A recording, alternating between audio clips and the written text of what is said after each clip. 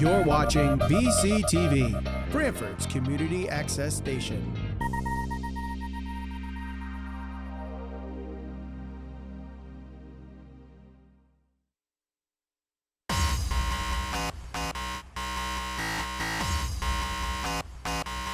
This is BCTV Election Live,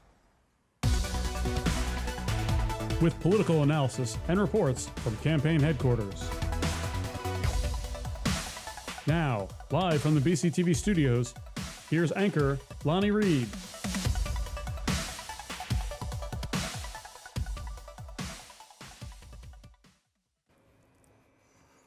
Hello, everybody. Good evening and welcome to this BCTV live broadcast of Election Day, November 2nd, 2021. And I think many of us have realized over the years how important municipal elections are. Frequently, what happens in municipal elections and the people who get installed in these offices, they have the most immediate impact on us as citizens and on the quality of life in our communities. And so Brantford TV is so happy to have this proud reputation of every year covering whatever election is happening that impacts our community. And you know, it's a long, proud legacy, and so we're happy to continue it tonight. And we're very delighted to bring some people who are going to co-anchor with me tonight, who are actually have a very important perspective, a personal perspective, yes, because they're both running for re-election tonight as well. We're involved a little. With a stake. Yeah, a little bit, just a little bit. And they've been digging deep and working hard. And so, of course, I think most people will recognize an old friend, a longtime friend, Frank Toohill. Good evening, everyone. Great to be here with you, Lonnie, and also with you, Tracy. It's going to be a great night, very exciting. You know, it always is. And, you know, the big thing tonight, of course, we're going to see if First Selectman Jamie Cosgrove wins again tonight for his 5th two-year term. And the other thing, too, as Lonnie said, because Tracy and I are on the RTM now, and we're both running for re-election, there's 30 seats open tonight. It's a two-year term. There are 43 candidates running for those 30 open seats. So hopefully by the end of tonight's cablecast, you'll be able to find out as to who's on. The only thing, Lonnie, though, there's a little bit of a wild card, and that is there's 1,100 absentee ballots, which won't be counted until after the polls close. Now, the polls have closed now, and so they're opening up the backs of all the machines, and they're going to take the readout of the votes, for each candidate. But after that, those are going to start coming. So those are the ballots that were cast today, the absentee ballots that showed up today. Because we also have all the absentee ballots that people have been depositing in the box and mailing earlier on. So, exactly. Yeah. So that'll be the whole dynamic of absentee ballots has really changed the game in many ways, and that'll be really, really interesting. So Frank is giving us the Republican analytics, and I'm thrilled to introduce to you a person who's going to give the Democratic analytics, Tracy Everson. Who is also a member of the RTM from the 5th District. Correct. And Tracy moved here full-time, I think, in 2017, but, 4 generations of her family have been summering in the Thimble Islands forever. So yes, she finally said, no, enough of this. I'm moving here. And so ran for re-election, and I think that was your first term on the RTM. Yeah, it was my first term on the RTM, and it's great to be in Brantford full-time and to be a part of the RTM and to serve with Frank. And you certainly learn a lot about the town and its politics. And this was a great race, I think, run by the Democrats. Tom Brockett and Ray Dunbar really brought out a lot of issues, and it was the strongest race that the Democrats have put up, it's my understanding, against the first selectman since he was elected. So it's really brought out a lot of voters. When I was in the 5th district today, a lot of people were voting at the polls. We think we're on par to have the largest turnout in the 5th that we've had since 2017, 2019. It's and that's a big district. Yes, it is. Yeah. Brings in a lot of the votes. So we'll be watching what happens in the 5th. I will as well, because that affects my reelection. We'll be bringing you those results as they come in. Also, by the way, just talking about the RTM, we also have to mention, right, that Lonnie Reed cut her teeth in politics.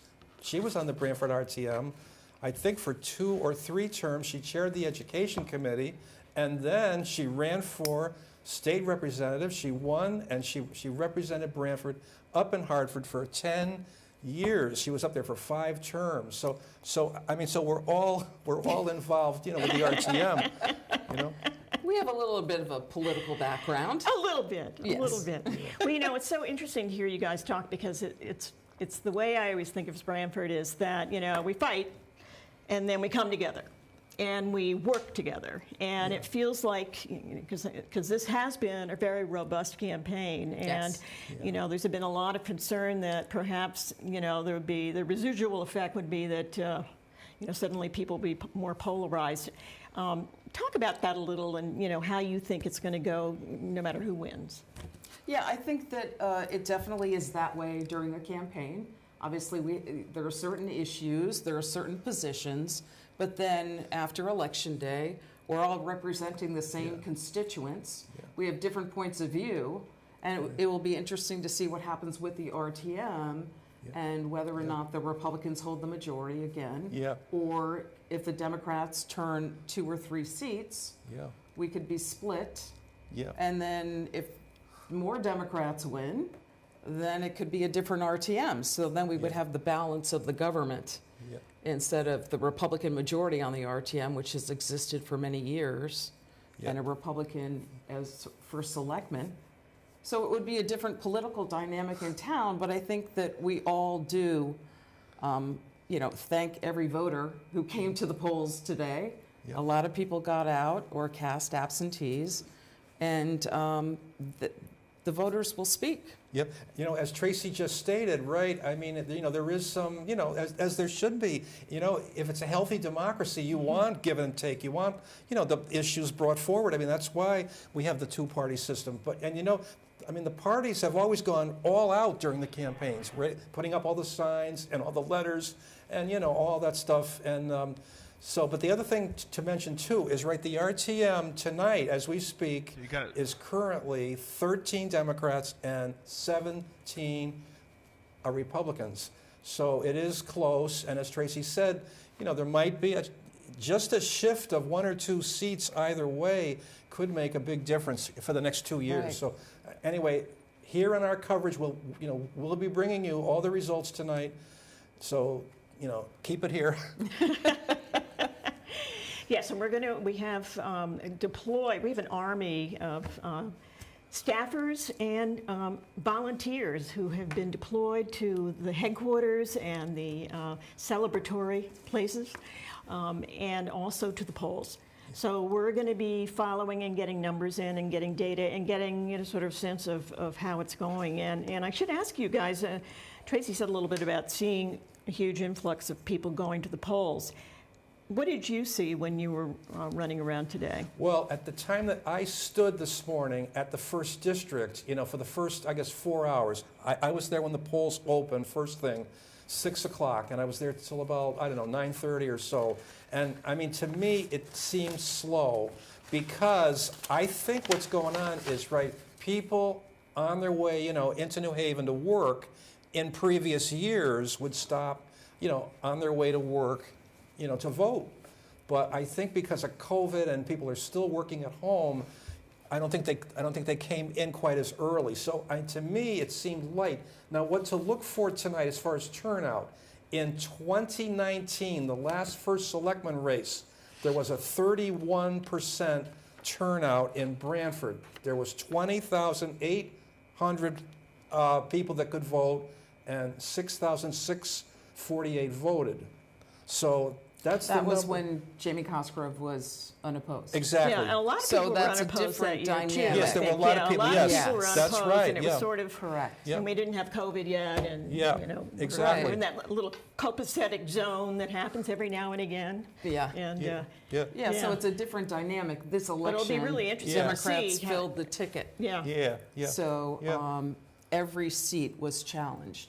Yes, every Well, seat we've was always challenged. had, Yep. from my memory, I mean, the largest number of registered voters are the unaffiliated Yes, in this community, and so you're never quite sure which way they're going to go, and that's a game changer as well. yes, to- that's to see true. how They they're going to- control, they control. I think it's Yeah. what it's about, just off the top of my head, it's about 4,500 that are registered Republicans, around 55 or so, 5,600, I think, are registered Democrats. No, 79, I just got the... You got the numbers? I looked this morning at the Secretary of the State's office. So as of October 26, 2021, there were 7,905 Democrats, 4,154 Republicans, 10,568 unaffiliated. Yeah. Right. So you can really see... The unaffiliated is really the key The in s- town Yeah. now, Yeah, and that's- not necessarily the political party, because Yeah. in town elections, as we know, most people vote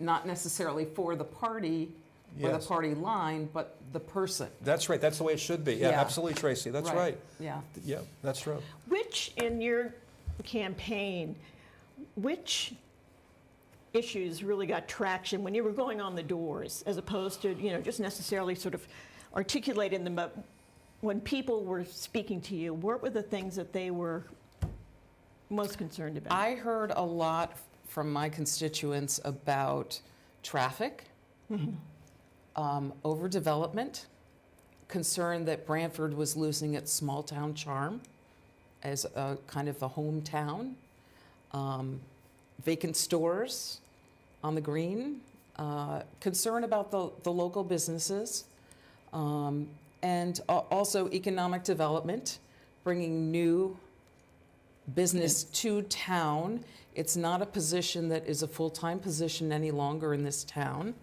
And in this day and age, when you have Guilford and East Haven with full-time economic development directors, it's something that Brantford probably should have. Can I say something? I think there's a report coming in, but just to talk about that just a little bit. First of all, right? I mean, we did have Terry Elton, who, you know, under Unk, he was great, but you know, he had what, 14 or 15 different responsibilities. It wasn't just economic development, and you know, he did an excellent job. As far as Guilford, they don't have a full-time director. They share theirs with the town of Madison. They each have a, you know, they use the same person. She used to be, I forget her name, Cody. She was the director of the Shoreline Chamber of Commerce, but she went to work for those two towns just a couple of weeks ago. So they don't have a, you know, they don't have a full time. But you know, economic development is really important. And I mean, part of the way you can do it is simply to keep the taxes, you know, as low as possible. And here in Brantford, we do have the lowest taxes on the shoreline, and that attracts business in and of itself. So I mean, to hire, you know, a full-time person, you know, it's expensive now. You can't hire people cheaply anymore. You know, they're all expensive. You have to pay for the health insurance, which is can be $20,000 extra per year, and so I mean, you know, I mean, we do have a part-time director now that was just hired. So we'll see how that goes. Well, he was the chair of the Economic Development Yeah, Commission, yeah, so who he's- was chosen by the first selectman Yeah. to become the part-time Well, economic development point person in town. he's the best qualified. I mean, he's coming. I think that he worked right as a volunteer, Perry Maresca, for I think he was chaired for what, 8, 9, 10 years, and so you know he's been trying to bring economic, you know, growth to the town, and he has. And so now he's going to be working, you know, part-time in the town hall. Okay. So it's great. Okay. So I'm just being told, I believe we're going to Democratic headquarters. So that would be Stephanie Farber to do some interviews. And We're dealing with technology. I hear the countdown. It's happening. Aha! Hello. I'm here at the Italian American Club, which is Democratic headquarters. We're waiting for the results to come in. But I have Ellen Semino here. We had some She's give and running take. for our town clerk. It's the first time you've ran for town clerk. So how's this been? How's the campaign going for you? It's been an amazing experience. It's a well-oiled machine, the Democratic Town Committee, and I loved every minute of it, really. What was your day like today? Today I spent a lot of time greeting the voters at the polls and standing with the other people that were up for elections, and so it was really exciting. Okay, Yes. well, good luck to you. Thank you so much. Okay, sure. Stephanie Farber for BCTV. Thank you. Okay, and next, when you win, I'll be back. We'll see. A little overspill there. Yes. Optimism is always good, you know? Tell them be careful on that overspill. Right. So, you know, I was thinking so many of the people I talk to these days, it's almost like doing therapy. There's so much, people are sad and frightened and scared, and I'm just wondering if you were finding that when you're doing your door-to-doors and you're campaigning.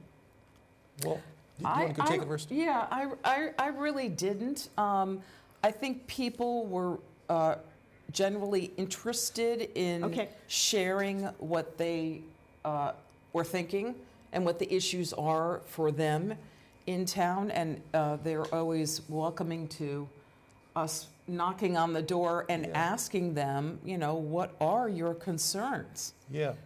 Because we're here to represent. We're elected to represent, and finding out from people on the doors what they're thinking, what their concerns are, what they'd like to see happen in town. That's what the campaign was all about. Yeah. So I'm going to have you hold your thought for a second, because I'm being told we're going to go to Republican headquarters now. Great. Excellent. Yeah. Got a connection. That's good. 5, 4, here we go, sorry. 3, okay. We on? Hi, we're here with Ray Ingraham at the Republican headquarters. Ray, just give us your thoughts on how you think the campaign went and also how your opponent handled their campaign. I think our campaign went very well. We worked on our strengths, our record, which is our major strength, and promoting Brantford, pushing things forward. Unfortunately, we feel our opponents pushed out a very negative campaign.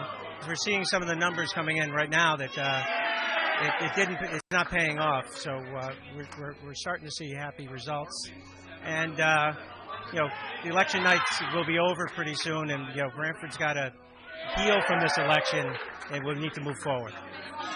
Oh, thank you. Anything else you want to add to that? No, hopefully it sounds like we're doing very well. I hope I retain my seat in the RTM. Thank you. Sounds good. This is Peter Schultz reporting for BCTV. Back to studio. Yes, thank you. So you're hearing a lot of enthusiasm. What does that generally mean? They're seeing certain key districts come in that are starting to. I wasn't there, of course. I'm here with you, Lonnie and Tracy, but to me it sounded like, somebody was like reading off, the results for different offices from one district, because they come in like one district at a time. Right. And so, to keep track of them, you have to add them all up, to really see. And then again, like we said before, just remember that there's still about 1,100 absentee ballots to be counted, and that's going to be after this program's over. It'll be sometime tonight, when they get around to doing that. So, the results have to be taken, with a little grain of salt tonight, but. So we'll see. And they're always close. All the elections, usually like some RTM seats are like 2 or 3 votes they're decided by. Yeah, I tied in my first election with Don Conklin. We had the same number of votes. One of my running mates, Laura Noe, lost by 7 votes. And another Democrat lost by like 17 votes. So every vote matters. Yeah. Every vote counts. And on the RTM races, it really makes a difference. Yes. Okay. I'm being told that we have Bobby Gill Brooks at Democratic headquarters. being interviewed by Stephanie Farber. So we're going to head there. This is Stephanie Farber again from Democratic headquarters at the Italian American Club, and I'm lucky right now to be standing with Bobby Gilbrooks, who's our current tax collector. So I know you've held this job for 4 years, is that right? So what's that been like? It's been a very, very steep learning curve. There's a lot more that goes on in the tax office than just collecting taxes. But we have also been a department in restructuring as we lost the veteran tax collector and assistant tax collector, and we lost veteran staff members. So we sort of had to rebuild the tax office from the bottom up. But we've maintained the collection rate and, modernized some things. We have lockbox now, so everybody's not mailing everything in. Hopefully, if I'm elected again, we're going to work on things like credit and debit cards at the window, extended hours on Thursdays evenings or Saturday mornings during our heavier times, and just trying to make things easier for taxpayers. Right, sounds good. So I think the last 2 times you ran, no opponent, right? Last time, no opponent. First time, I had an opponent. Okay. So what's it like to have an opponent again? Well, it's different this time because not only are you trying to do the job, you're trying to keep the job. So campaigning was difficult only because there was a lot going on in the tax office I was responsible for. I wanted to make sure it got done correctly. So it limited how much I could be out there knocking doors and campaigning, but I would rather have been seen doing my job than fighting so hard to keep my job. Well, that's a good way to look at it. And I guess one last question is, I know your signs were defaced, or some of them during the campaign, and I wonder what that was like for you to experience. That was tricky, and I know that the campaign discussed it and decided to handle it a certain way, but it did impact me a little bit differently. The thing that I just say about it all the time is my mother had to see that. And with all of the devotion and time that my family has given to this town over 110 years, for my mom and my father to have to see that in the newspaper, a picture of their daughter, that was a little disheartening. So as a family, we're still working on through it, but tonight is about the election, and handle that later. Well, you're a lucky lady to have the family that you do, I could say that. Thank you very much. Okay, thank you. Thanks. Stephanie Farber for BCTV. Oh, excellent. I'm being told also we're going to go to Republican headquarters now and talk to Dennis Flanagan, longtime RTM member.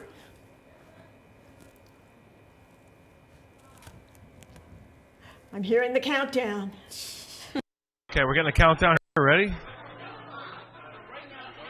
Okay, we're here with Dennis Flanagan, running for town council. Dennis, can you give me your thoughts on... Yeah, representative town meeting, we call it in Brantford, in the 5th district. Can you give us your thoughts on how you thought the campaign went this year? I thought the campaign went very well. We stuck with issues. We did the high road, and I think the taxpayers and the voters in Brantford spoke, and they realized the good job that we've done over the last 2 years. Now, how would you assess the way your opponent ran their campaign this term? Well, I mean, there was not a lot of negativity out there, but I think we all in all, we prevailed and did very well. Oh, okay. Well, nice. Thank you for so much for that. Peter Schultz reporting for BCTV. Back to studio. Great. Hi.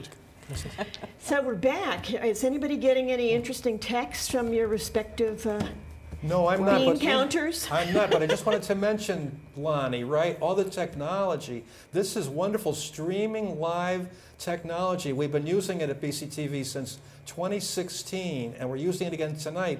What they do is they go down and they place a hotspot at the 2 campaign headquarters, right? For the Republicans, it's Lenny's, and for the Democrats, it's the IA Club, the Italian American Club. So the hotspots are down there, so they can actually transmit to to us up here live, from the headquarters. It's a great. Yeah, remember when they had to run back with videotapes? The runners. We had runners. We had runners for back years. And back and forth and back and forth. Yeah, for years. Oh yeah. What we can now do. Yes. Yeah, it's a big improvement. Yeah. Yeah. No, it's great. Yeah. It's great. Yeah. So, if you were to, I mean, it sounds like you guys are used to working together. So yes, that will go forward. But what issues do you think are going to dominate following the election in terms of moving forward for the town? You want me to start? You want to start, Tracy? No, you go ahead. Well, that's a good question, Lonnie. You know, the RTM, I mean, we really don't know, right, what's ahead of us, except we do know about the contracts. And there are 2 contracts which have come in the last few days, I think. And so they have to be acted on by the end of the month. So there is going to be a special meeting probably at the end of the month for the RTM to take up these 2 contracts.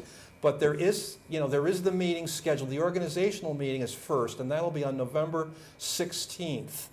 And then, you know, so the contracts are coming. Well, can you say what kind of contracts they are? Well, It's the DPW.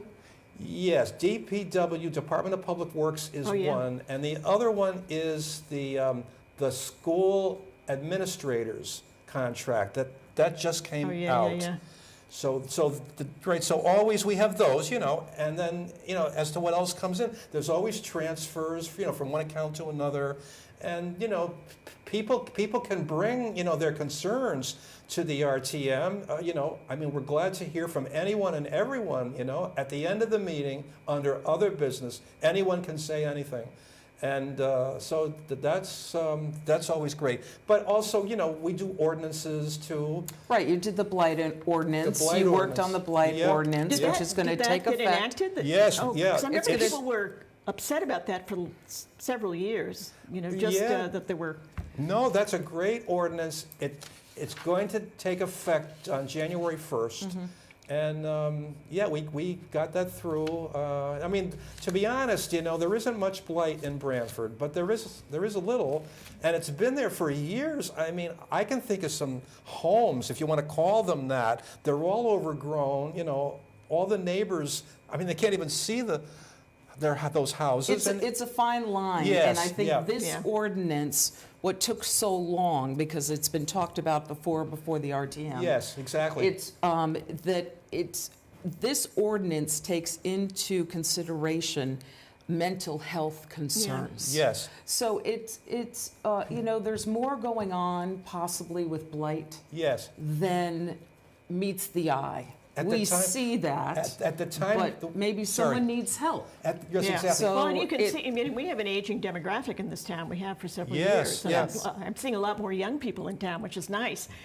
So there seems to be an influx of new families, but that has always been an issue, and that the longer lives that we're all leading, you know, suddenly you get 60% over 55 and over, and that can be a game changer in terms of keeping up your property and being able to afford all of that. Right. Well, so you know, that's true, Tracy. What you said. I mean, that was taken into strict account.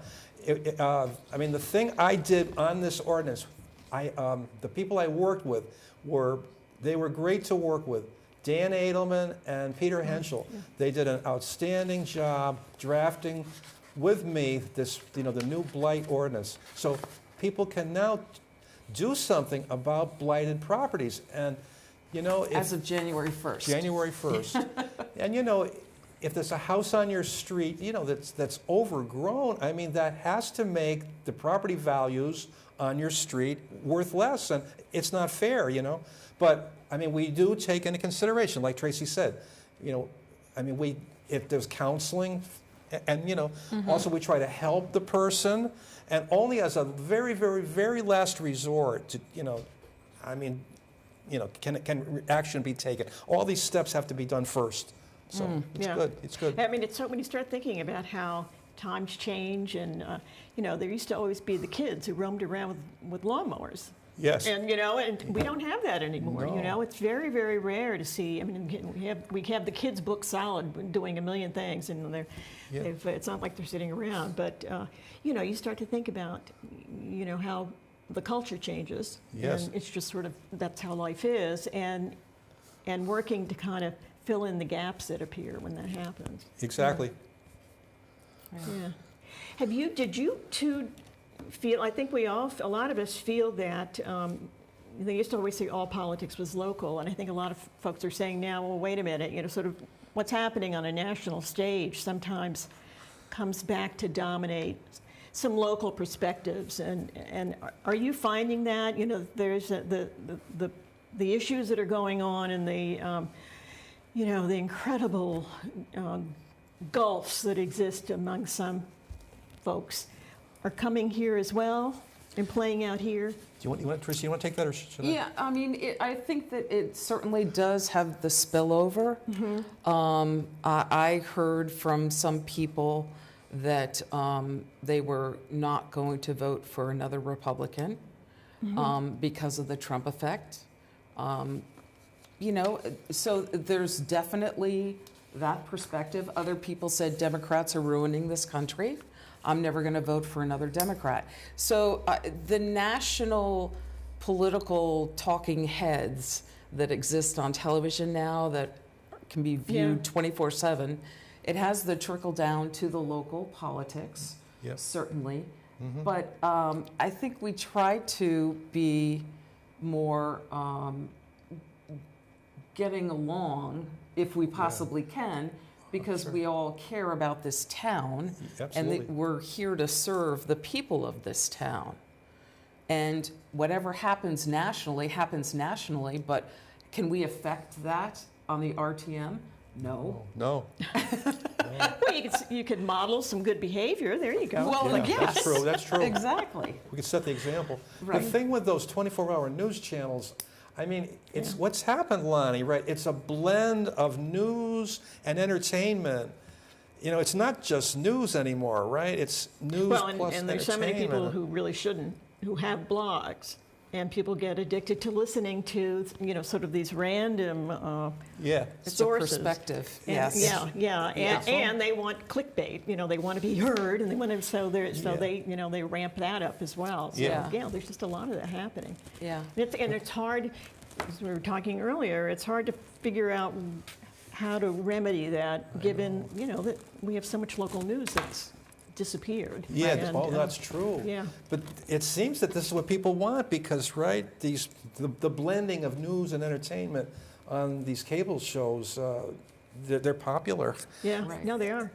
In fact, they actually attract now more viewers than the old, like, broadcast Channel 8, Channel 3 around here, Channel 2, you know, Channel 4 in New York. So this that's is what why it's great that we're doing this on BCTV. BCTV. That's right. The people of Brantford can actually watch what's happening with the local election because it is so important. But if we could kind of cycle back to what the Republican Party Chairman Ray Ingraham was saying, and Dennis Flanagan also echoed it, the RTM moderator currently, that this was a negative campaign. I think that the Democrats brought out issues that are on the minds of a lot of people in town and forced the administration to defend itself. There was not a lot of initiative on the behalf of the Republicans to put a campaign forward. It was, we're going to get reelected, and so we can say that it's a negative campaign. I think that it was a solid campaign. Issues were brought to the forefront. Plans were discussed. Tom Brockett and Ray Dunbar, running as a team together, put forth initiatives, discussed their concerns about what is happening in town. You mentioned the low tax rate. Yeah. That is true, but taxes have gone up in the Cosgrove administration by 12% in 8 years. Yeah. I don't know anybody, my salary hasn't gone up 12%. No. My income has, I mean, there's a lot of people in this town that I think need to be recognized as to the difficulty that they're having paying their taxes, even if it goes up 2%. If you're a senior on a fixed income, this is what this town's demographic has become, it's getting harder and harder for those people to stay in their homes. And we've heard that. Well, the thing with taxes, first of all, you know, the 12%, I've heard that before over the 8 years, but that's only like 1.25% a year. So that's pretty good. You know, you have to remember, we have all these unfunded state mandates, right? Like, for instance, like the pay of the workers, the police, the fire, they're all great, but, you know, because of state binding arbitration and also collective bargaining, I think there's only 2 states in the whole country that have both. And But those contracts are negotiated locally. So how is that? Well, yeah, but that's by the time true, it comes to the RTM, it's already been decided, and we have very little to say other than to approve it. That's the way it works. That's right. That's right. Well, there's a third-party arbitrator that's brought in, right? When those if it goes to binding arbitration, correct? Yeah, that's good. And that's, as I recall, it always went to binding arbitration. Yeah. Back in the day. Yeah. Yeah. That's true. So I mean, the way it works is, so what you've got to do is, right, to take up that increase of costs every year, right, in your town, you have to grow the grant list. And, you know, the Jamie Cosgrove administration has been growing the grant list. I mean, we have this new company, Amazon, is coming in to exit 53, hopefully. We got the Aldi across the street coming in for sure. I don't think that's been set in stone yet, Amazon. Aldi? Correct. No, correct. They're looking at that. But that would be good. There's even talk, just talk, that back at exit 56, Costco is interested again, possibly scaled down, you know, from their, because the first proposal was for what, about 28 acres, I think, up there, you know, with their plaza. And so, I mean, what they're talking about, you know, this is just what I heard. So, I mean, there is, and, you know, as I said before, the best way to grow the grand list is keep your taxes as low as possible, the lowest on the shoreline, so when companies see, you know, this area, which has great transportation with I-95, with the trains, you know, if they want to be here on the East Shore, they would pick Brantford. We also have a great sewer system, which the other shoreline towns don't have, you know? Yeah. So, I mean, that's what you got to do, and that's what the Cosgrove's doing that. And how much has the grand list grown? Well, it's in the last 8 years. Well, it's grown not too much because, you know, I mean, we've had economic problems, but if you go back 8 years before Jamie, you'll find that it's grown more under Jamie's 8 years than it did under the previous 8 years with Unc. Yeah, I mean, with Unc and Cheryl Morris. It's the economy. Yeah, which you can't control. And COVID, which has impacted a lot of people. Yeah. A lot of people lost their jobs in this town. Yeah. A lot of people lost loved ones. But the thing, right? But the thing we got to do is always, as we try, Tracy and I, you know, try to keep the spending, the taxes as low as possible. It's, I mean, we understand that every time we vote, every time we, study, the budget. When we review the budget. I mean, we spend hours we go through every line item, we question everything, correct? Yes. Because we do want the lowest taxes for you. Absolutely. It's so important because we don't want anybody priced out of the Tracy, town. You're also a realtor, right? Yes. Because, I mean, everybody's talking about what a hot market this is. In fact, somebody was telling me that they were trying to rent something, and they have, very good credentials, and they're upstanding people. They said you can't even rent. The market is so hot. The rents are there's not a lot to rent in town. There's not a lot to buy unless you're in the $1 million or so. You know, there's homes like that, 1 to 3 million, let's say, but finding a place under $200,000 and being able to qualify for the financing and get it in the bidding wars that are occurring, it's very difficult for people who are trying to come to Brantford. I've had a few clients relocate from elsewhere to Brantford because I kind of nudged them towards Brantford. I said, it's a great town. Yeah. It's, between Boston and New York, we're right in the middle pretty much. True, yeah.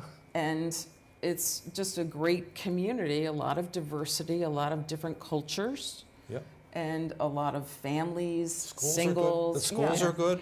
Well, and one thing, I'm still in the letters, I mean, we really work to build up the biotech yes, community. that's true. And so many people, I mean, even if they're at Yale, they kind of like coming out and being here and getting on the little train and going in, and they like to have that combination of experiences, the urban experience and a little bit of sort of the ex-urban on the edge experience. And I think that was always something that Brantford really offered that a lot of other towns, right? You know, they were a little bit too far out, or they were a little, you know, this town, I tell my New York friends, I mean, one of the great things I love about this town is the diversity.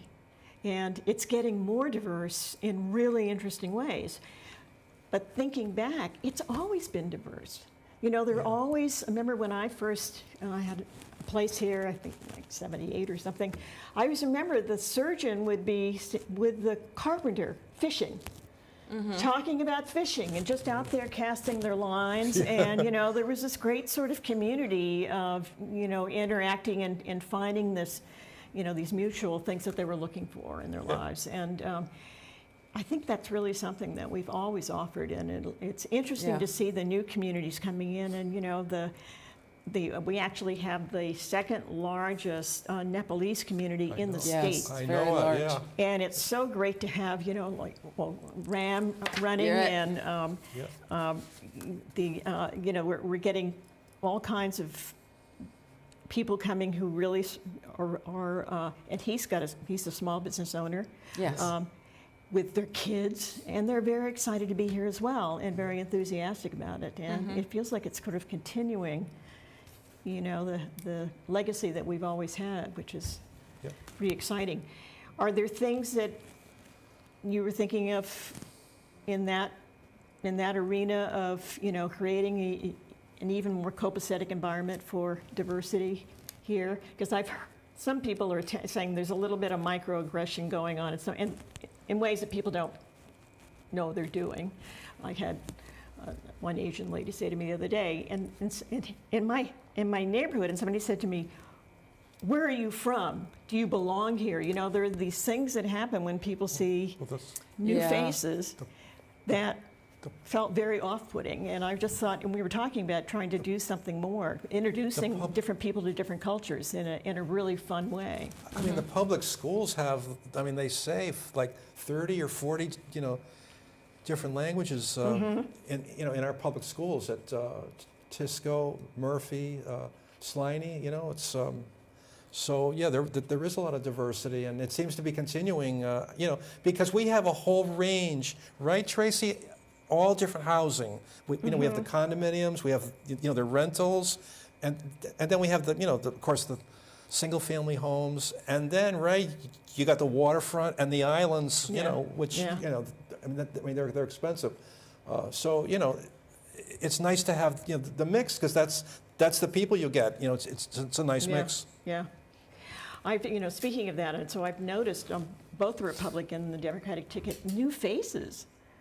The new people running. And when you think about how difficult things are, you know, nationally, and how, you know, being in politics can get a little nasty sometimes, that's so amazing. And I'm just wondering if the two parties did specific things to welcome and bring in and encourage them to run, because you both have them on your it's true. No, it's true. I mean, you know, they come to us, or at times, you know, I mean, we go out to them too, you know, because I mean, the RTM with 30 members, it's there's always turnover. So, you know, you're always looking for people, and it's good for the town because, they bring in, you know, different ideas. Too, so. Yeah, it's good to have fresh perspectives. There are a lot of people who've been on the RTM. How long have you been on, Frank? I think about 15 terms. So. Yeah. Yeah, but it's been great, though. I've enjoyed it. Thank you, First District. Really, it's been great, honestly. But it takes time, you know. But the thing I do is, you know, do it. I mean, I spend the time, you know, doing it. I mean, you know, you have to be engaged. You can't just go on the RTM. You have to, you have to put the time in. Now, you've done some outstanding projects. You and Carolyn Sires have done at least two very excellent projects. You know, you really did. Working together in a bipartisan way because we share the same constituents. And basically, anyone who runs for RTM, you have to want to serve your community. Yeah. And a lot of some of the people who are running for the first time for the RTM on the Democratic side are people who are very engaged in the community. Judy Barron is part of Community Dining Room, and you know, different organizations. I heard she was a very little connected. shy about running. She's fabulous. Oh, I know she is. But Yeah. Somebody was telling me the other day that they were so thrilled that she agreed to Right. run, because she was a little, you know, Right. kind of wondering how that was going to turn her life upside down in any way. It's definitely, you know, running for office is not easy. Yeah. But it's great. Alex Larson, who was in the 5th District running for the first time here in town, which is the district I represent currently, he recently moved to town. He said it was great campaigning because you really learned about the 5th District, and there's a lot of different neighborhoods: Indian Neck, Boston Park, Linden Shores, you know, Limewood, just all Brantford Point, all the different neighborhoods. So it gives you a real opportunity to really get to know your town. You think you may know it, You know, but there's always something new. Yeah. there's the nooks and crannies of your district, right? Which you're not aware of until you go out door to door. Well, there are all these very unique villages. Yes. You know, I mean, they have their own personalities. Yeah, that's and, true. And you discover more and more. And some of the colleagues up in the legislature when I was there they couldn't understand how we had, 28,000 people in this town, and, you know, that the amount of activity that was going on. And where are they, you know, because we have actually the longest shoreline of any town in the state because of all the nooks and crannies. The and islands, right. That's right. Yeah, right. Yeah. The harbors, it's the longest. The beaches, like 22 miles. Yeah, that's right. I've heard that, Tracy. Right. Oh no, it's amazing. Yeah. And they would say, well, where are these people?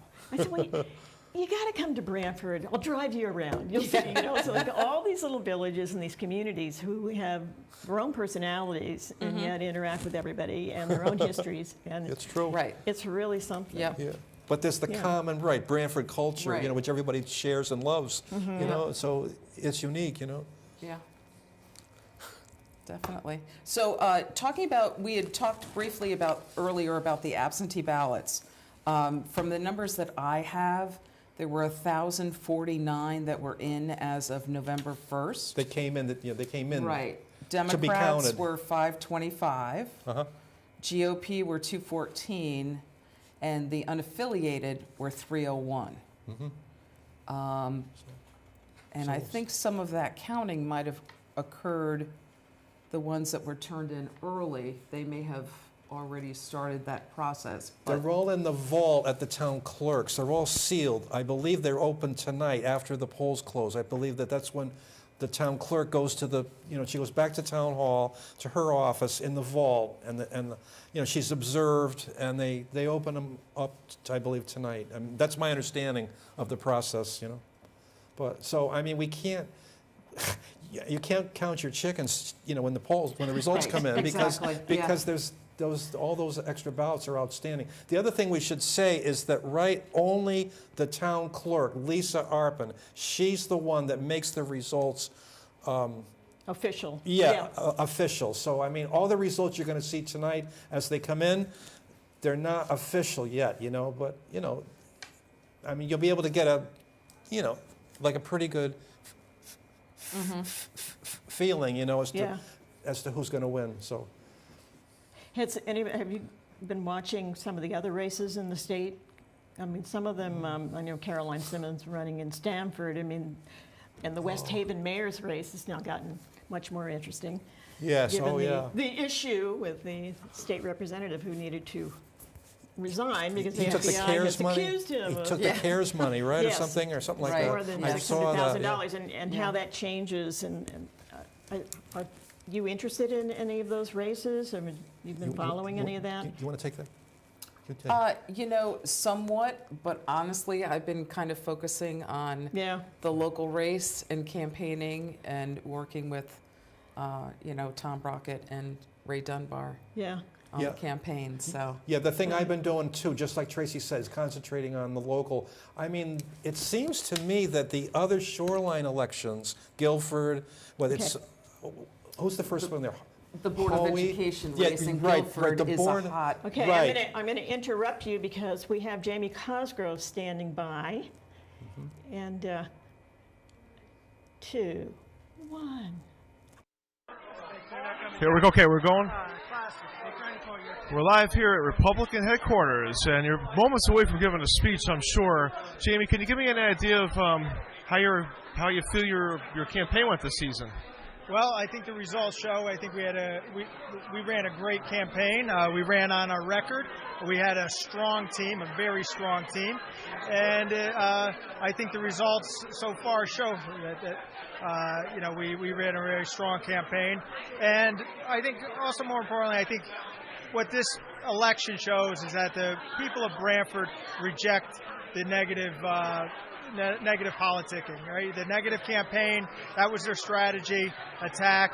It doesn't have a place here in Brantford. And I thank all the voters of Brantford that came out and supported our message, supported our team, supported the work that we've done over the last 8 years, and put their trust in us for the next 2 years. Thanks so much, Jamie. I'm sure we'll see you shortly. Peter Schultz for BCTV. Back to studio. All right, thank you. So I'm assuming we're going to hear him live when he goes live. Doug? Yeah, Jamie Cosgrove? That's on the list. But they're saying he's about to give a speech. Yeah. Okay, good. So stay tuned. We're going to do that live as well. Don't want to miss that. So what do you think that means? Well, I mean, from what I could see, it looked like Jamie's very confident that he's going to take his 5th term tonight. He's going to win. I believe that he said that all the results were not in. I don't know how many of the districts have come in. Yeah, we're kind of in the dark in terms of what the returns are. Yeah. Yeah, hopefully I mean, we'll get some numbers soon. We should be getting them soon. Yeah, Tracy, Yeah. Yeah. And you said you got something preliminary? I got some indication that the Republicans did have a strong showing. We don't know that. I believe I was reelected by the voters in the 5th. Did you get that? You got the text? I did. I did get that. Congratulations. 2 more years. Yeah. Congratulations. So, thank you. And but there's still, we haven't seen numbers. Yeah. So that's just kind of the numbers make a difference. Well, I know we have people at the various polling places, so hopefully we're going to get numbers. Some numbers are coming in that we can. And they may be actually pulling some graphics together and stuff, so they can start to. Got it. Yes, that's my hope. Yeah. Yeah, because with the voting now, where it's electronic in a way, the counting, you put the ballot in, so it's not like you had to open up the back of the machine and look at that. Now they can just print out what the numbers are. Yeah, that's right. And get those. Exactly. It's quick and easy. Quicker. Yeah. Right. That's right. Right. Yeah. Yeah. Don't lay the word easy out there. Yeah. Yeah. True. Yeah. Yeah. Yeah. So, we're thinking, and I've been on the phone, so I chair the Connecticut Green Bank now, so we're very involved in what's going on in Glasgow and all this other stuff, and what's going on in Washington with renewable energy and really incentivizing and resiliency, because as we know, since many of us were told we needed to get the heck out of town during the last event. Yes. It's like, wait a minute, it's coming your way. There are resiliency issues that we really need to be, and we do have a resiliency commission, which is great. Yes. Which has actually been working with the Green Bank quite a bit. And the chairman's Peter Henschel. Yes. Yeah. I sit on that, the Brantford Coastal Vulnerability. That's right. You're on ad that. hoc working group. Yeah. Yes. Yeah. And we're really focused on that, and we hope to be able to do kind of a presentation to different neighborhood groups and kind of opening people's eyes and awareness to the fact that Brantford, with its 22 miles of coastline, has a lot of vulnerable spots. True. As you know, Meadow Street Every time there's a super high tide, you can't go down the street. Yeah, true. So, you know, there are pockets in town, and people who live there already know, and the water is rising. Yeah. And Well, the town dock in Stony Creek was underwater. It was a week and a half ago, a high tide underwater. Yeah. And, we were hearing from people in Guilford, 146, that high tide floods, so you can't get out of your neighborhood. Yeah. And I mean, and that's one of the things when you go to these neighborhoods, which I'm thrilled that you guys are doing, is to also hear from them what they're seeing, because I think we really need to. I always am asking in these meetings, what does it look like? Right. You know, because we get into the nebulous and the, you know, and the studies show, blah, blah, blah, blah. What does it look like? What is this street experiencing? And what's happening because of that? Yeah. This doctor couldn't go to work. These children couldn't go to school. I mean, let's paint a real picture of how it's impacting people and families and, you know, and communities. Yeah. I mean, that's another thing about your grand list. You know, a big part of your grand list. Yeah, some of these heavy-duty houses, they pay property taxes that are helping keep our schools going. Part of the tax base is waterfront property. Yeah. So you know, we need to understand that. The Green Bank, right? You said you chair that? The Connecticut Green Bank. I do. Yeah, well, there was a grant we just got, right, for the animal shelter. Hold up one second. I think we're going to Jamie's speech. Great. We're going to start off with that one. And I have to thank my team. Our team is one of the strongest teams, I think, that has ever run. I think from the top down, all great candidates.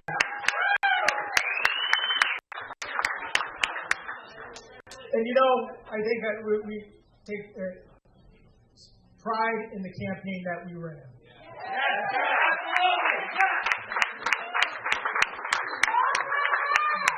We ran on a record.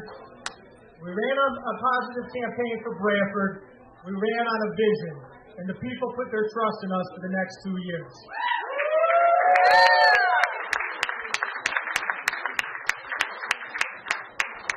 You know, a few weeks ago, when the campaign started to turn really negative on our opponent's side, and they started to attack, you know, somebody involved in our campaign and myself had a conversation with a few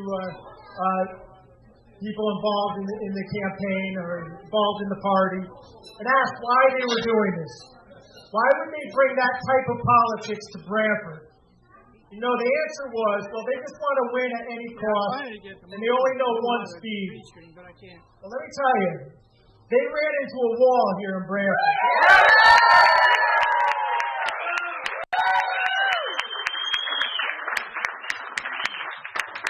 They ran into a wall of voters who didn't want to play partisan politics. They ran into a wall of voters who voted for people, not party. They ran into a wall of citizens who put Branford first.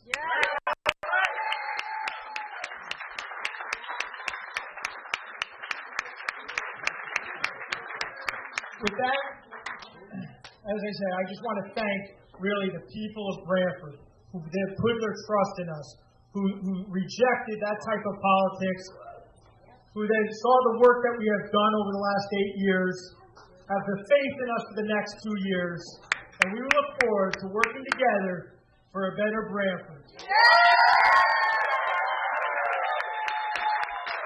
Still getting it done. Still getting it done.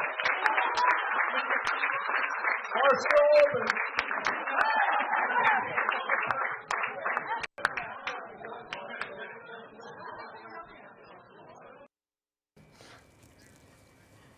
Okay. Thanks. And speaking to the general in the control room now, Doug, do we have any numbers? Or are we going to have some numbers that we can share with the public? I think they're coming. A couple of minutes. All right. So they're working on them. Yeah. Well, the first selectman is saying that he's won. Yes. For a 5th term. That was clear. I would say that his energy level implied that he's really pretty sure. Right. Yeah. So. No. Yeah. I mean, yeah. Yeah. So it looks like tonight, right? Like again for the 5th term, Jamie Cosgrove is going to be Brantford's first selectman for the next 2 years. So he just finished 8 years, and he's going to do 2 more years. So, I mean, that's what we just heard, and it looks like we have some numbers, Lonnie, just coming up. All right. Okay, first district, James Cosgrove, 2-1 over Tom Brockett, 857 to 393. So first district is the downtown district. Yeah. Yeah. Okay, so The third district was close. very close. 394 for the incumbent, and Tom Brockett, 357. So third district is Short Is- Beach. Yes, So, and which that is heavily used Democratic. to be Democratic, so that's Heavily Democratic, yeah. Yeah, although Jamie's done well in Short Beach since he started running, as I recall. And actually, his grandfather was Mr. Democrat of this town many, many years ago. Yes. So, okay, fifth district. Yep. We don't have any fifth district. Sixth. Oh, first district. Okay. Yeah, the sixth. Okay. I'm like I'm saying first and then. Yeah. The sixth district. Yeah. Okay, the seventh district. Yeah. So he's definitely ahead. Yeah. Yeah. We didn't have any fifth district results. So, there we go. Total 3138 right now, and Okay. to Tom Brockett 1766. But like again, I don't think we have numbers for the sixth district and the Doug's saying absentees. two districts are not in yet. So two districts are not in. Two districts are not in. Yeah, well, that's a lot. And then we have the absentees. Yes. I mean, that's a lot to make up the difference as we stand right now. Yeah. But it's not, a set in stone number at this point. It's. I just wanted to mention. He's leading, certainly. Yeah, he's leading. The Republican, yeah. In the past, his 4 races, he's always gotten over 4,000. So at this time he's got 3138. So we'll see, if he gets up to 4,000 again. Does that give you any idea of what the turnout was this time, just to get these preliminaries? It seems like it's fairly on par with what it has been. Yeah, it feels like it. Unfortunately, in a town of 28,000 people, there's not a lot that vote. I mean, the turnout, especially in the local election, which is typical in a lot of municipalities. It always amazes me. The turnout 2 years ago, when Jamie won his 4th term, was 31.8%. At the time he won his which third is that term, a little over 6,000, or? That's correct. He was unopposed. Yeah, he was unopposed. Out of 22,000 total voters. I believe, from what I have, from what I have, back in 2019, there were 20,800 eligible voters. 6,600 voted. So it was 31.8% turnout. And 2 years before that, there was a 30% turnout.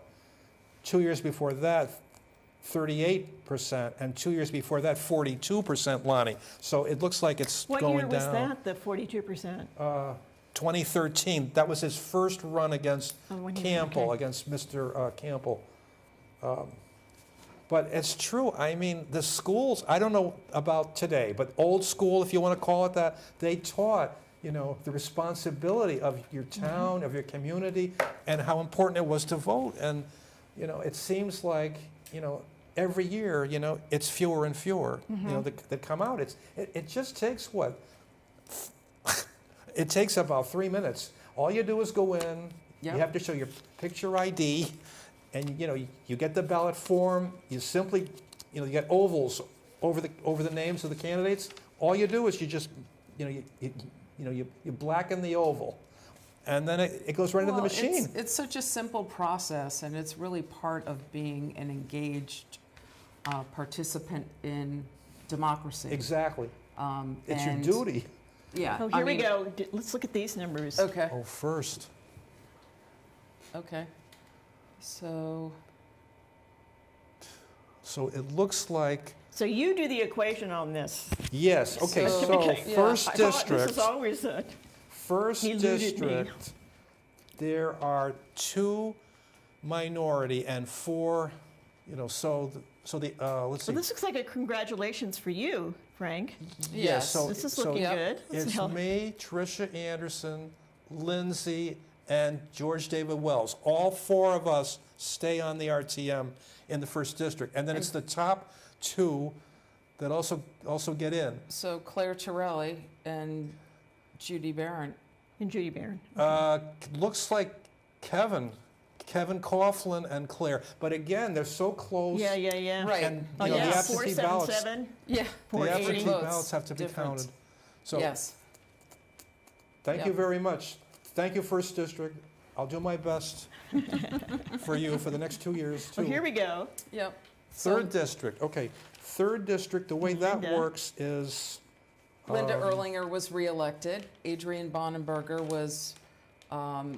he was elected to his 1st term.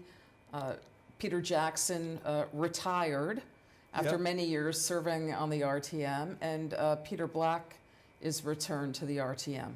Yep. He served many terms. And also what's interesting, right, the one at the bottom there, he was the one candidate who got on the ballot by his own... Petition, yeah. Oh. So he got it from, he got, what, 38 votes? Yeah.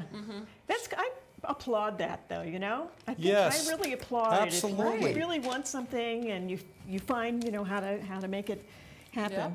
Yeah. Okay, now for 4th District, which you're seeing now, the numbers, there are a total of 6 elected, 2 from the minority. So you can count it up. So the top 4, and then the 2 from the Democrat. Now it looks like the 2 from the Democrat would be, right, she's returning to the RTM. It's Marianne Amore. She's the high vote getter there. So she's back along with Derek Green, and then I guess Charles Witkowski, Sean Kelly, James Stepanek, and Victoria Verderam are also on. So that's the 6 from the 4th. But like again, we still have to wait till we get the absentees. Yeah, these are unofficial results. Yep. So. Okay, now for the 4th. Are they unofficial results? Lost, or are they? It looks like we lost Ram and we lost Shahida. The incumbents. We lost them. Well, they can try next time. Yeah. To try to get back on. But we don't know the absentees. That's correct. Yes. Yep. Yes. Exactly. Yes. Yeah. Okay, so we still don't have the 5th in yet. And here's the 6th. Now, as far as the 6th District, there are 4 elected, 1 from the minority. So you can look at the top 3 and then add 1. So, okay, it's Mark Riccio, Eddie Preet, and Anthony Alphone, all incumbents, they're back on. And then Chris. And Chris Sullivan. Chris Sullivan also an incumbent, he's back on. Mm-hmm. Yep. See, they're awfully close, though, and again, at the time the absentees are open, the results may change. Now, this is district number 7. Okay, so here we have District 7, 3 elected, 1 from the minorities. So we have Barbara Maresca, Kevin Healy, and... Chuck Tiernan. Chuck Tiernan won. Donald H. was not reelected. Yeah. Okay, so that's again, for that district, we have... According to these results, right? According to these results, right. Yeah, we have to exactly. put a little the absentees in. parentheses, unofficial. Exactly. The clerk has to make the official Exactly, yep. Exactly. I mean, that's the way Those it's are the looking. rules. So, yeah. Yep, so that will be a change in the RTM. The Republicans, looks like you've picked up seats. Yeah, because it's currently 17-13, so it could be 18-12, maybe 19-11. Yeah. Maybe. I think when Jamie started, it was actually the lowest it could go. It was actually 21-9 his first term in 2013. Wow. Talking to Doug again, the general in the control room. Do we have any of the rest of the under ticket, the townwide ticket? Okay, so they're working on that, so we'll find out how, right, tax collectors and clerks and various other. Yeah. Right. treasurer. Yeah, the Right, treasurer. the constables. Yeah. The constables. The important constables, right? And and also the Board of Education. Yes. Right, yes. That's very important. Yes. Very the Board important. of Education races this year were very... Very, well, and Yeah, one lot of wonders issues. what's going on in Guilford, how that's Yes, Yeah, turning out. yeah, right. absolutely. Yeah. Yep. We didn't see that here. That's No. true. No, we didn't. Yeah, You're we right. didn't see that critical race theory. That's right. Yep. That's Yeah. being discussed in Guilford. Exactly. And essentially on the ballot with the races there. That's right. But there's certainly Well, and issues with then the Board the of Ed fusion here. ticket that came together. Yes. Talk about a bipartisan approach to, Right. you know, to make sure that the kids, the kids get what they need, Yeah. and that community stays together, because that, talk about disruptive. That was, Yeah. I remember going over, I was dragging some grandchildren over to the Guilford fair, and you know, so much fun, and it's just seeing just the anger that was being unleashed there with signs, and it was intense. One could Yeah. feel it. So Yes. Well, I mean, as far as Guilford schools, correct? They have excellent public schools. oh yes, And then this is the first time that this has ever. I mean, you know, it's true. This is a big issue for Guilford, yeah, and yeah. I don't think they've ever had an issue as big as this. Yeah. Yeah. Yeah. Well, and it's the stuff, you know, it goes to the heart of people afraid of change and diversity, and some of the discussions we've had around affordable housing and all of that. And, you know, what are your feelings about that, about the Parkside? Parkside. And is that Well- resolved yet, or are we moving in the right direction? Yeah, that's in my district, the Yes, 5th district. yes. Beacon Properties has gotten the financing through the state to start the construction. I believe that they're going to start the project. That's what's in the process right now. The town had lost its last legal challenge possible to try to block the project from moving forward, but the project is moving forward.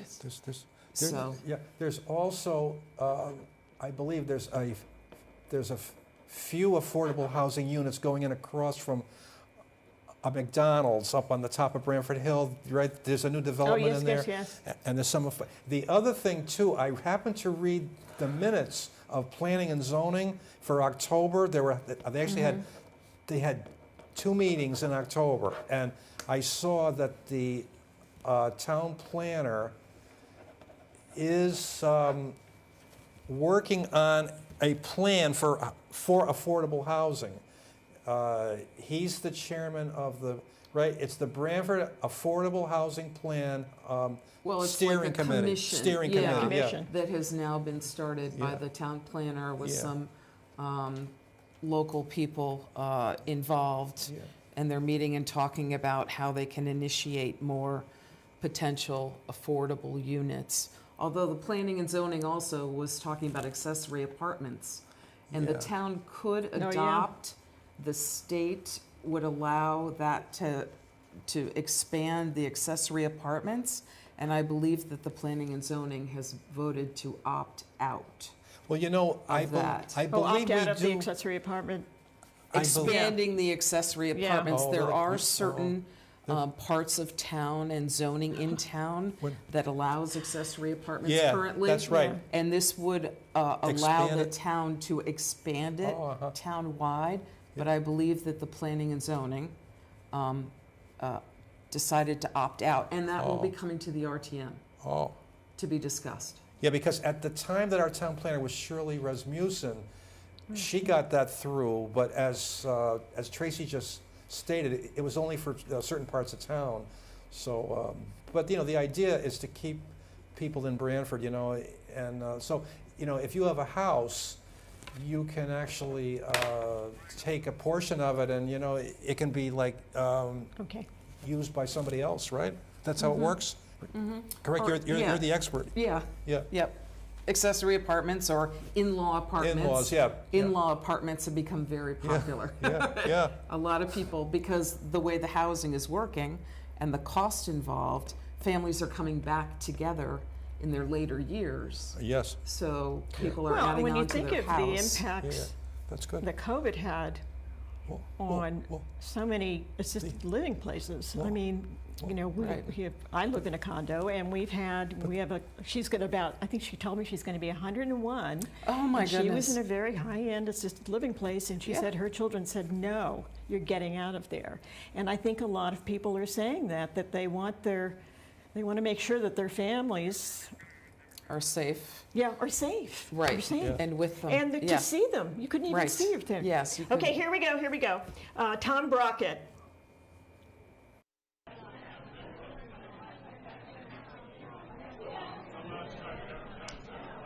Stephanie Farber for BCTV, again at the Italian American Club where the Democrats are gathering. I have with me Tom Brockett, who was our wonderful candidate for first selectman. And Tom, you gave a very beautiful speech to us just now. And I wonder if you could just tell the folks, you know, what it feels like, what the campaign's been for you, what you plan to do. Sure. It's been a long campaign. It's been a hard-fought campaign. We had a great team behind us that supported us the whole way. The voters have spoken. We've reached out and we've congratulated the other team, and we'll continue to work for the betterment of Brantford. If anyone could have put in more time than you have put in knocking on doors and walking through Brantford, I don't know who that could have been. Well, thank you, Stephanie. Yes, we did have a terrific team.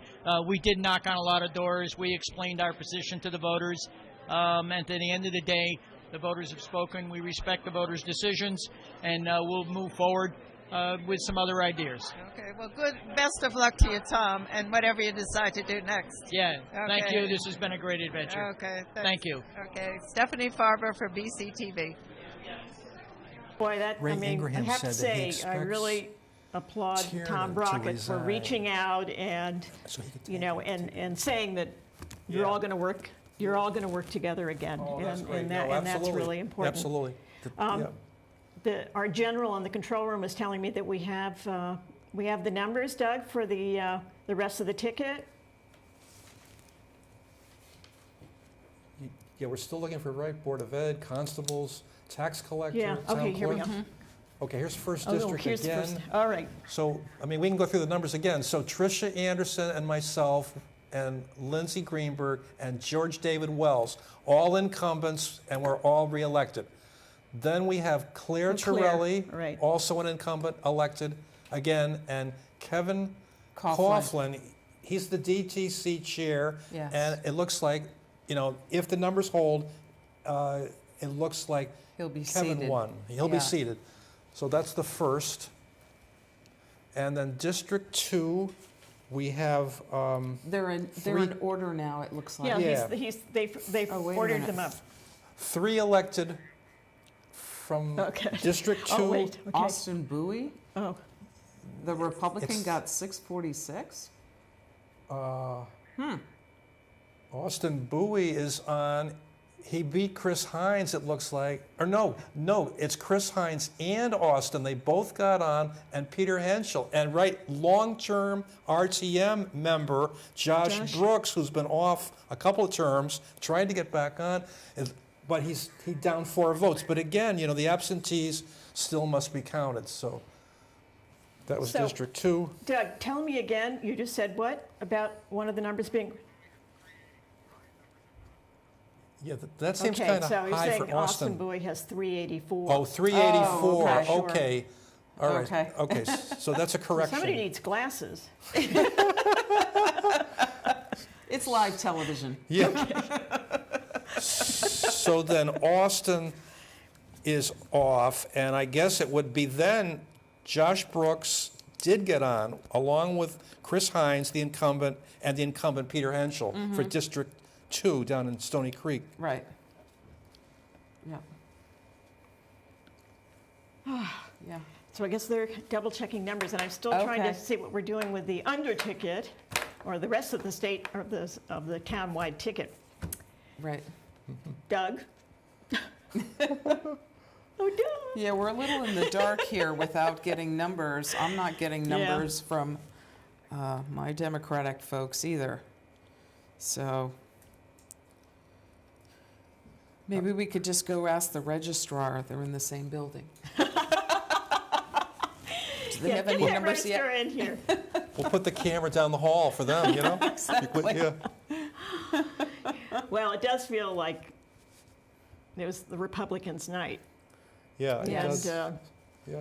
It is always, I mean, you know, Tom Brockett knew it was going to be an uphill fight. The name Cosgrove in this town carries a legacy with it. He is a long-term incumbent.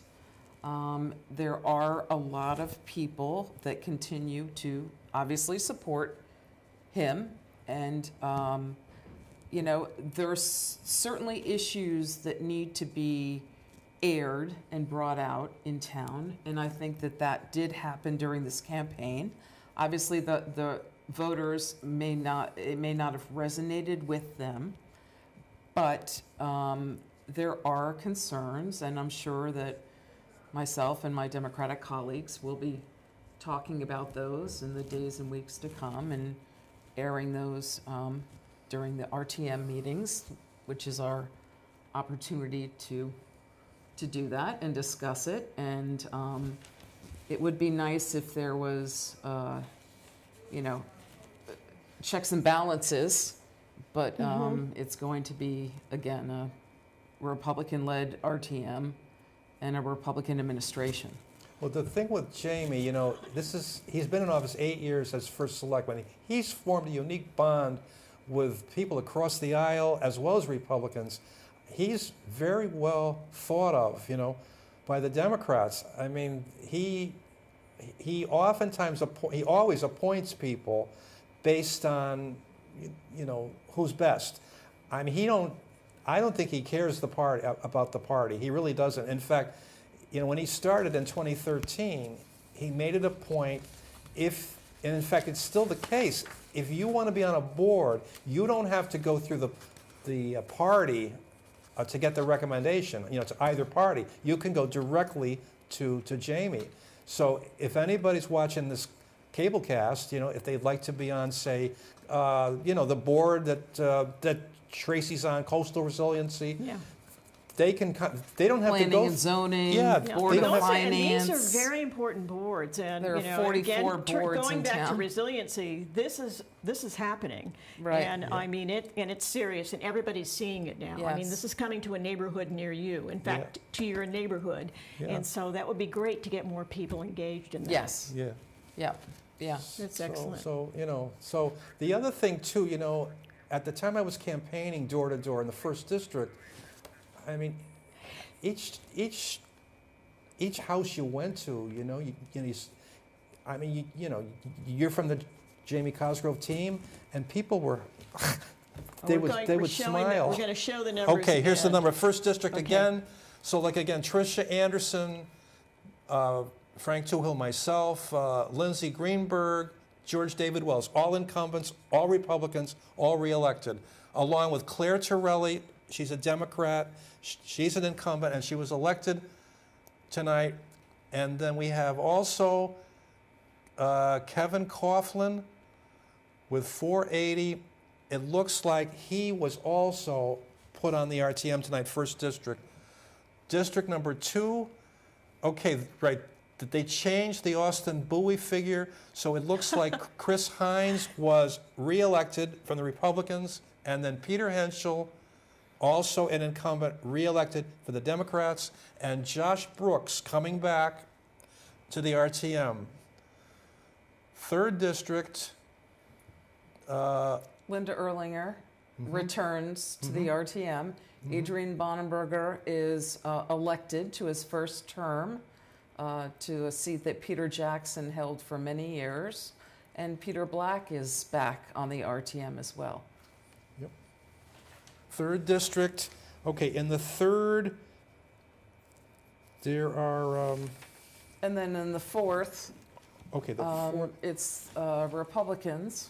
Yeah. All right. Victoria is new, right? I mean, she's an incumbent. She was appointed. Oh, she was an incumbent. Yes. Appointed Yeah, to she fill was the seat. appointed, Okay. and now this is her first. She ran for her first election. She really term. did. She really did great. You know, she was the number. She got the highest number of votes. Yeah, right. That's amazing. But the thing she did was work, though. She went door to door for weeks. You know, but that's how you win. Okay, so she was reelected. James Stepanek reelected. Sean Kelly reelected, and Charles Witkowski is new, right? All from the Republicans, and then the other Sean had stepped down. Yes. And now has run again. That's and right. was elected. That's right. And then we also have now coming back Mariana Mori from the Democrats. She won, and the other one that won from the Democrats, Derek Green. And then, I mean, we lost Ram, who was great, and also Shahida. She was excellent, and looks like they both lost this time, but there's always next time. Okay, the 5th district, there are actually 6 elected altogether, 1 from the minority. So let's go through them. Ray Ingraham topped the list. 5 elected. 5 elected, you chose 4. So it's Ray Ingraham returns. He's the Republican Party chairman. Dennis Flanagan, the current moderator, returns. Don Conklin returns. And Carolyn Sires returns. And I was reelected as well as the minority representation. And we unfortunately lost Dan Edelman, who came to the 5th district from the 4th district. Right. And so he lost this time. You know, I mean, from what we know now. Not by much. I mean, you know, we're talking about 50 votes, 60 votes, 70 votes. So, and Alex had a strong showing in his first, but he did the same thing that Victoria did. He did the door knocking. He did walking, talking to voters. I mean, and Doug's reminding me as well that this doesn't. You're saying it doesn't include the absentee votes. So it does not include the absentee votes. Correct. Yep. And I think probably. So these in the 5th district, I know it feels like a lot of those folks would have done the absentee. Possibly, yeah. I mean, yeah. So that's still kind of a wild card. Okay, so for this district, there are 4 elected, 1 from the minorities. So they are Mark Riccio's back from the Republicans, Edward Preet back again from the Republicans, Anthony Alfone from the Republicans, and coming back for the Democrats, Chris Sullivan. And now, it's interesting because down there is Chad Edgar. Currently, he's on the Board of Education. And so what he wanted to do, I guess, you know, I guess he wanted to run for the RTM, but, you know, he lost. I mean, that's what we think so far. And then district number 7, there are 3 elected, and they are Barbara Maresca. Barbara Maresca was the top vote getter. Kevin Healy. She's new to the RTM, first time. Yep. Run. Is that Perry's wife? Perry's wife, yep. And then we have also Kevin Healy he's a returns. Constable. Yeah, Kevin Healy returns. And then Chuck Tiernan. He's a constable at this time, and he's now on the RTM, Chuck Tiernan. So congratulations. Okay. Yep. So it looks like we picked up 2 seats. So instead here are of the constables. Oh, constables, actually the top 7 get elected.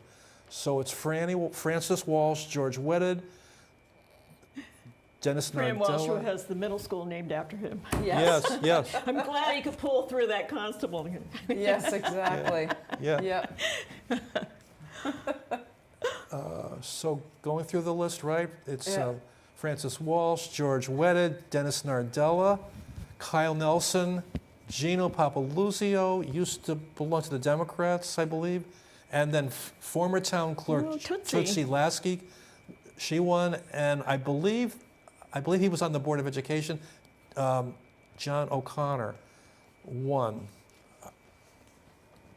So that's great. So we have the constables now. Oh, here's Okay, Board of Education. All right. Let's go. Board of Ed.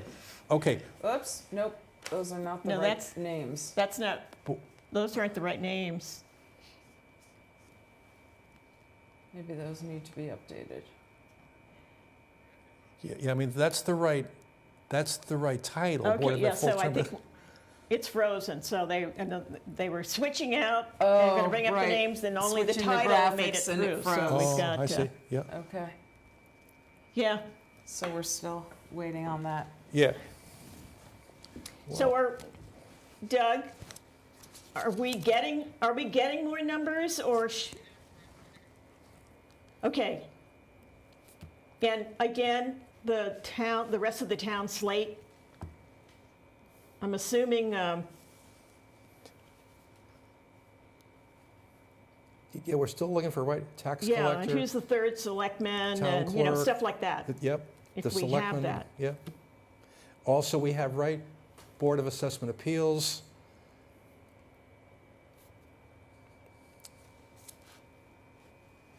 These guys, they're working so hard in the control room, and and suddenly they're doing great. The stuff freezes. They're doing great. Here's the town clerk. Okay, town clerk. Okay, here's the town stuff. So town clerk. Lisa Arpin. Was reelected. And then she was actually challenged by a the person treasurer. that works in her office. Oh, so Kurt Schwanfelder lost to Deborah Kurt Conklin. Lost to Deborah Conklin, the challenger, and it's by a huge margin. Yeah, it's a lot. I find that to be kind of surprising. I believe that the last time and Kurt Bob Imparato was And elected so- tax and- collector. and Bob Bob Imparato. Imparato is the new tax collector. Unofficially. Yeah. Bob Yes. Imparato, the new tax collector over So it's Roberta. pretty much a Republican sweep. Yeah. I think Yes. that's what happened. It just and of course Right. these are probably also without the absentee ballots as Yeah. well. But Right. it Oh, feels like that's this- quite an upset. Okay, the Board of Assessment Appeals, I don't know whether one or two there get on, but like the winner was, it's the Republican. Dennis Nardella. And so yeah, I mean, I think what you said is true. It's a sweep, Yeah. Lonnie, and Yeah, it feels like you a could sweep. say that it's We'll a see what happens with it's a landslide for the Republicans. I mean, because I think that the Jamie Cosgrove team. I mean, they did an excellent campaign. I mean, like they did everything, really well, from the from all the literature they sent out, and I mean, there was real enthusiasm this year for Jamie. I mean, people went out and they went door to door, and they talked to the voters, and I mean, the voters responded, and they also like what's going on. I mean, he's done an awful lot, in town. For instance, I tell this story a lot, right? Down in, this is the first selectman again. Yeah. First selectman, and here's the second district. I mean, we could add them up. Yeah, so that's So three the third districts. was close. Yeah. Third he won, Yeah. fourth he won by 250, fifth he won by almost 360. He won down in the 6th district, it was almost 2-1, Yeah. and also about the same In the seventh. In the in the seventh. 7th, 2-1. There's an example I'll give, right? Oh, here's the total. Oh, the total, yeah. Okay, So, so okay. there's his 44.51. there's his 4,000 again. Yeah, he made it over 4,000 again. So that's. So It looks like a Republican sweep. It's without the absentee ballots, but Yes. one gets Angie the Higgins feel of is the the thrust. second selectman. Oh, there we go. And then Ray Dunbar is the third selectman. Yeah, well now, right? Tom Brockett could get on the Board of Selectmen if he beat either Ray or Angela. So, we have to Well, figure yeah, and it depends on, right? If the Tom total. beats Angie Higgins' number, then you could have Ray Dunbar as second selectman or Tom as second selectman. and Ray Dunbar as third selectman. So the Board of Selectmen is, we can't really tell at this point. It looks like it may be in play as to what could happen. Yeah, because that's right. According to the charter, as I understand it, it depends on the vote count, and the first selectman, the person who does not win the first selectman seat can be seated on selectman as a if it's high enough number. Yes, that's right. Yes. Exactly. Yep. Exactly. Yep. So yeah.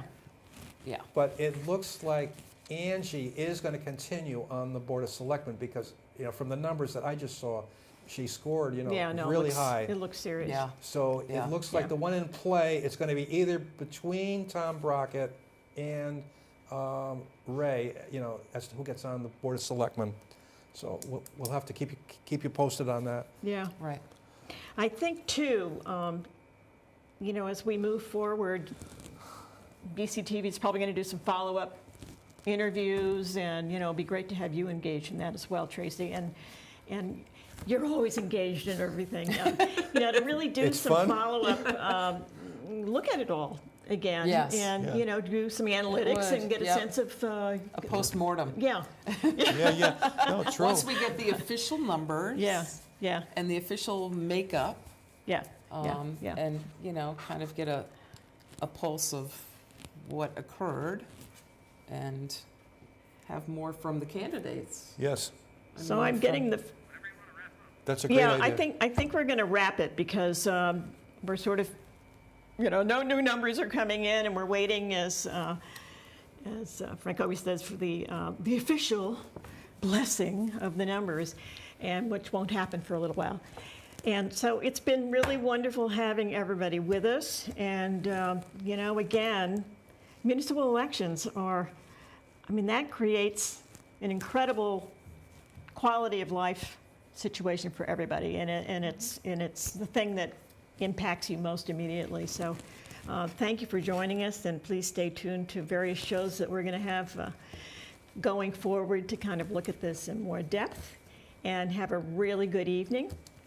And thank you for joining us.